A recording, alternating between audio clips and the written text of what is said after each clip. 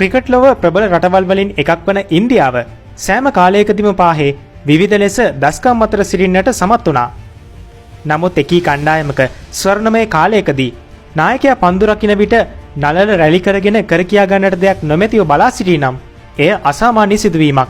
සනත් ජයසූරිය ඔහු විශේෂ වන්නේ එවන් වෙලාවක කොකාකෝලා කුසලානය සිම්බාබ්වේ ඉන්දියාව හා ශ්‍රී ලංකාව සහභාගී වූ මෙම තුන්කොන් තරගාවලියේ අවසන් තරගයට ඉන්දියාව හා ශ්‍රී ලංකාව කලින්ම ආසන වෙන් කරගෙන තිබුණා.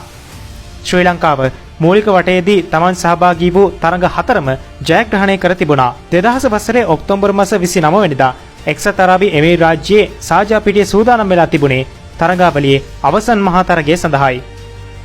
කාසිය වාසී ජයග්‍රහණය දිනාගත් සනත් ජයසූරිය පළමු පන්දුවට පහර දෙන්නට තීරණය කළා.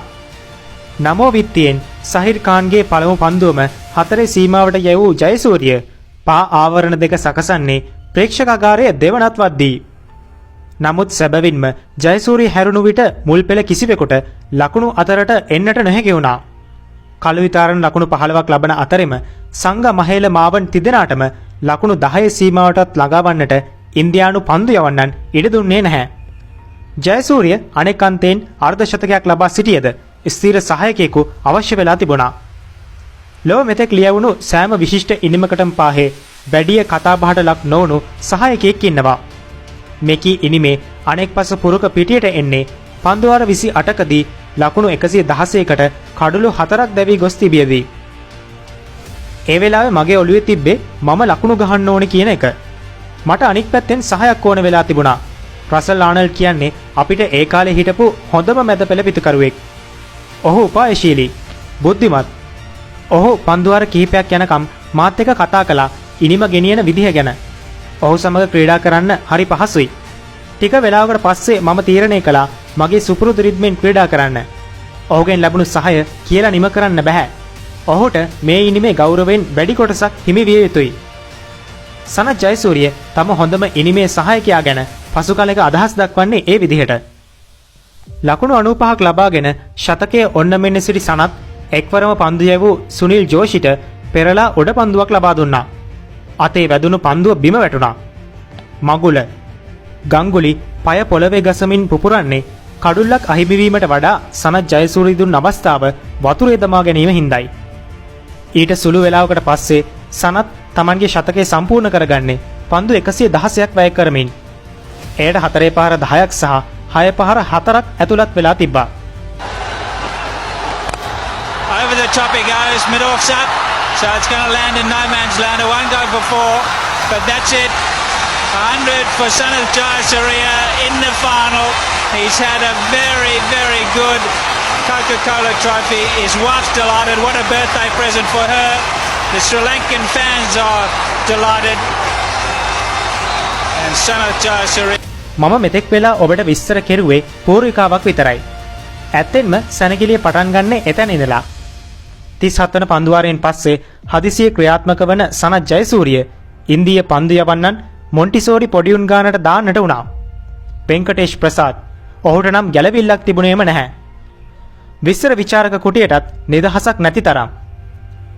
ඉන්දිය ප්‍රේක්ෂකයන් පවා අසුන් වලින් නැගිටලා ආචාර කරන්නේ ඔවුනුත් එකී ඉනිමේ අසිරිය වෙදගත් නිසා බවට සැකයක් නම් නැහැ.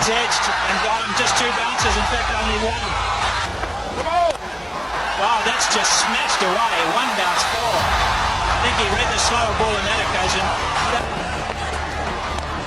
And this will be gone for four probably. Can't get to it, the fielder. Slower delivery again. Oh, he's hit that one. It's gone all the way again. It's another 6, yes. 2 metres over the boundary. He's whipped it away off his leg stump. Tremendous hand-eye coordination. A lot of bottom hand in that shot. And that's gone a long way. Oh, full toss, that's full. Take it away. Take it away. A full toss just outside off. Oh, and he's missed it. He's missed it. The pressure now really getting to the Indians. They must feel just a little bit despondent. He's hit that one. That's square. And oh yes, all the way again. Jayasuriya is having the party of his life here in Sharjah. It may well be his wife's birthday. Which back that one, straight down the ground. It's four more. එක්දින cricket ඉතිහාසයේ කුළුඳුල් දිත්‍ය ශතකය පෙනෙන මානයේ හිටපු ජයසූරිය අවාසනාවන්ත විදිහට ගංගුලිගේ පන්දුවක් හමුවේ stamp වීමකට ලක්වන්නේ දිත්‍ය ශතකයට ලකුණු 11ක් පසුපසින් සිටියේදී. And eyeing a double 100. Equal with Richards, he is at number 2. Oh, he's gone! Oh no, he's gone! Oh, wide is given as well, but he's gone out stunned. What an innings! Well, we've been privileged to see one of the best. Someone should have told us. A great innings. Yes, no doubt about the fact. One of the great innings in one-day international cricket. 100. එවකට එම ලකුණු 189 එක්දින cricket ඉතිහාසයේ ක්‍රීඩකයෙක් රැස් කළ ඉහළම ලකුණු සංඛ්‍යාව විදිහට වාර්තා වුණා. පන්දු 161කින් ලකුණු 189ක් ලබාගත් ජයසූරිය දැවී යන්නේ තම යුතුයකම ඕනෑවටත් වඩා හොඳට ඉටු කිරීමෙන් පස්සේ. ඒ ලකුණු 189ට 4 පහර 21ක් සහ 6 පහර 4ක් ඇතුළත් වුණා. ඒ ඔක්කොටමත් වඩා ඔහුගේ අවසන් ලකුණු 89ට වැය වී තිබුණේ පන්දු 44ක් පමණයි. ඉතින් ගංගුලි අසරණ වූ අයුරු ආයි විස්තර කරලා දෙන්න අවශ්‍ය නැහැ. රසල් ආනල්ගේ වටිනා නොදැවුණු අර්ධ ශතකයත් එක්ක ශ්‍රී ලංකා ඉනිම පන්දුවර 50 අවසන් වෙද්දී කඩලු 5ක් දැවි ලකුණු 299ක් විදිහට සටහන් වුණා. කුසලානේ ජය ගන්නට නම් ලකුණු 300ක දැවැන්ත ඉලක්කයක් ඉන්දියානු පිතිකරණයේ ඉදිරියේ තිබ්බා.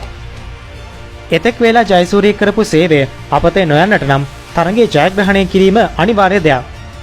ජයග්‍රහණය කරන්න අවශ්‍ය නම් මුල් පන්දුවර කිහිපේ ඉතා ඉක්මනින් කඩලු දවා ගත යුතුයි.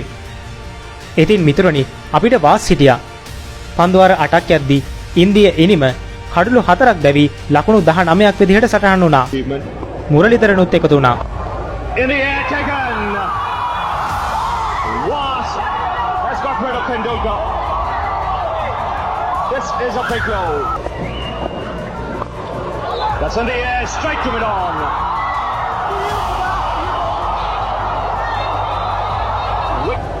The coach. And oh, what a catch, what a catch! These guys are on fire. Sri Lanka. Well. Right. That's in the air, and this is going to be out as well. Yes, he's got him. That wicket Zoysa deserves. ඉන්දියානු එකදු ක්‍රීඩකයෙක්ටවත් ලකුණු 11 සීමාව ඉක්මවන්නට නොහැකි වුණා. ඉන්දියාව සොච්චම් ලකුණු 54කට දැවී ගියේ ආතල් එක දෙගුණ කරමින්. චමින්ද වාස්ට කඩලු 5යි. පහසු ජයක් එක්ක ශ්‍රී ලංකාව කුසලානේ ඔසවද්දී තරගයේ සහ තරගා බලියේ වීරයා සම්මාන දෙකම සනත් ජයසූරියට හිමි වුණා. එදා ලියවුණු ලකුණු 189 අදටත් එක්දින පිටියේ ශ්‍රී ලාංකිකයෙකු ලැබූ ඉහළම ලකුණු සංඛ්‍යාවයි. ජයසූරිය කුණාටුවට හසු වුණේ ඉන්දියාව විතරක් නෙවෙයි. ඔහුගේ දිනේදී අඟහරු වලින් ඇවිල්ලා පන්දු යවුවත් ඔහුට වැඩක් නැහැ. ඔහුට පන්දු යවන කාටත් කනහරහා ගහන්නක් වගේ අත්දැකීමක් නොමිලේ ලබා ගන්න පුළුවන්. අවිවාදයෙන්ම ඔහු ශ්‍රී ලංකාව බිහි කළ විශිෂ්ටතම ආරම්භක පිතිකරුවා.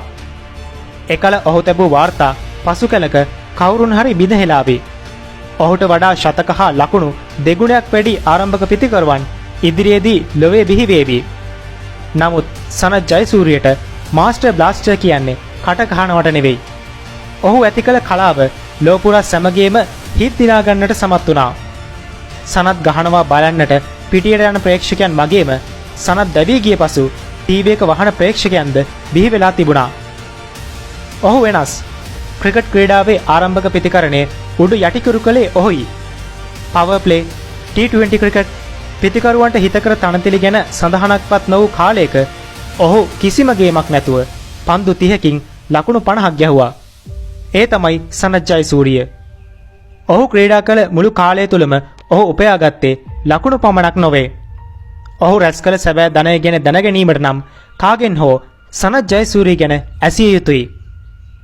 හම්මෝ යකෝ එහෙම ගැහිල්ලක් කනට ගහන්න වගේ ගැහුව හැම එකාටම ආයේ එන්නේ නැහැ එහෙව් එකෙක්.